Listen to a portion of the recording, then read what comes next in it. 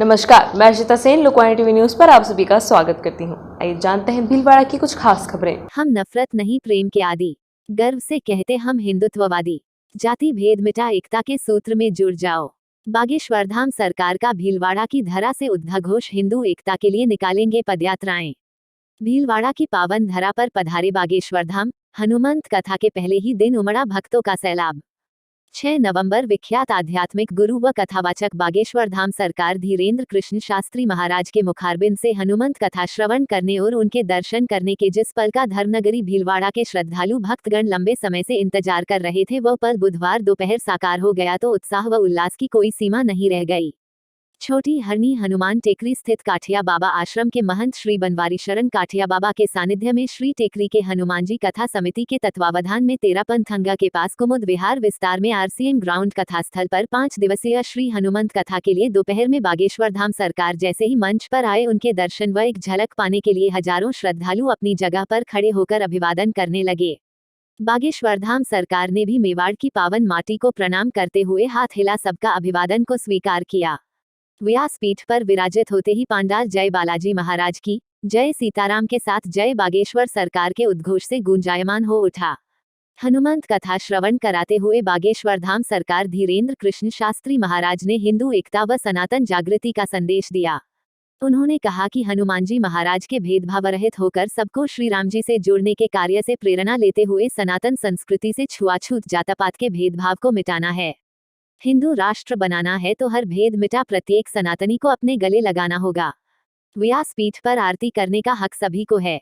भीलवाड़ा शहर के स्वच्छता कर्मी गुरुवार को व्यासपीठ की आरती करेंगे।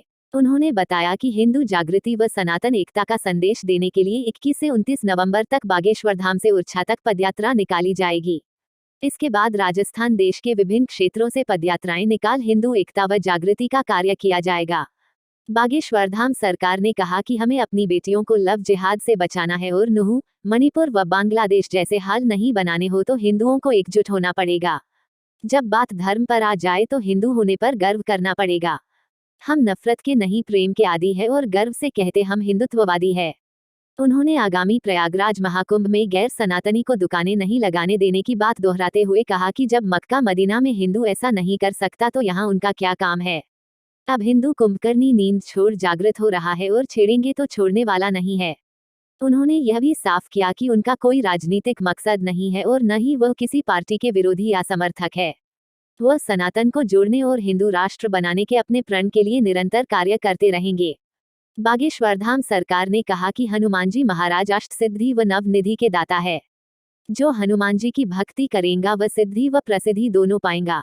बागेश्वर धाम सरकार के व्यासपीठ पर विराजित होने के बाद उनकी आरती करने वालों में आयोजन समिति के अध्यक्ष विधायक गोपाल खंडेलवाल, संरक्षक त्रिलोकचंद छाबड़ा, प्रकाशचंद छाबड़ा, महावीर सिंह चौधरी, कैलाश चंद्र कोठारी, उमराव सिंह सचेती, संपतराज चपलोत, संयोजक आशीष पोरवाल, महासचिव श्याम सुंदर नौलखा, कोषाध्यक्ष राकेश दरक, उपाध्यक्ष कैलाश चंद्र योगेश लड्ढा, चितवन व्यास, नवनीत सोमानी, राधेश्याम बहेड़िया, बनवारीलाल मुरारका, दिनेश नौलखा, मुकेश खंडेलवाल, दिनेश बाहेती, सचिव हेमेंद्र शर्मा, सहसचिव राजेंद्र कचोलिया, संयुक्त सचिव दिलीप काष्ट, सचिन काबरा, राजकमल अजमेरा, धर्मराज खंडेलवाल, कांतिलाल जैन, उज्जवल जैन आदि शामिल थे।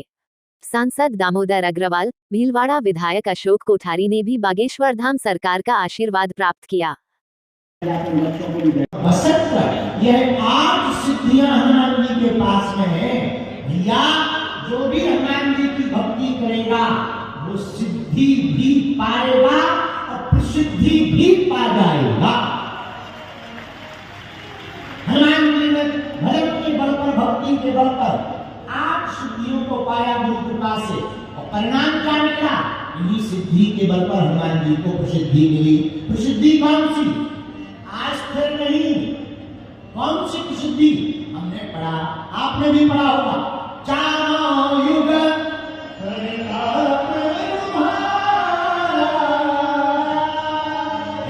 परिसिद्ध जगत जिया।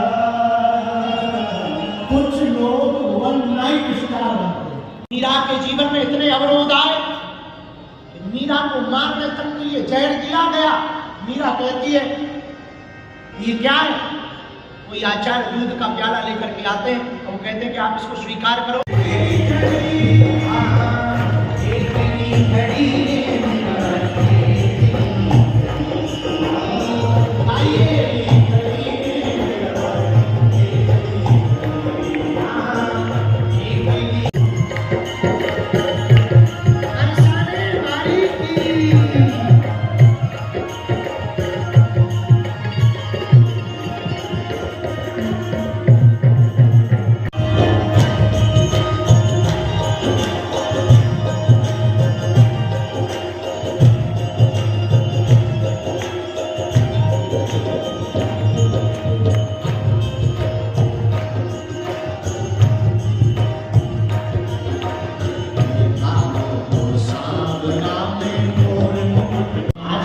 भक्तियां हुई पर उन सब में श्रेष्ठ भक्ति किसी की मानी गई तो राजस्थान की